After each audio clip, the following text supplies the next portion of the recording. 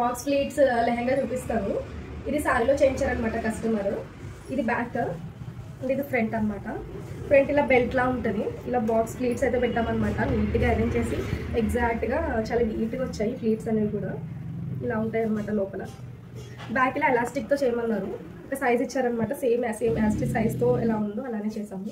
Back elastic, ఇక్కడ hook and zip వస్తాయి అనమాట. నాకు ఇది చాలా బాగా నచ్చింది ప్లీట్స్ అనేవి. అంటే క్లాత్ కూడా బాగుందనమాట, అందుకే ఇంత నీట్గా వచ్చింది లెహంగా. అండ్ దీని మీద బ్లౌజ్ ఎలా స్టిచ్ చేసామో చూపిస్తాను. మంచి డ్రాప్ షేప్ అయితే పెట్టాము.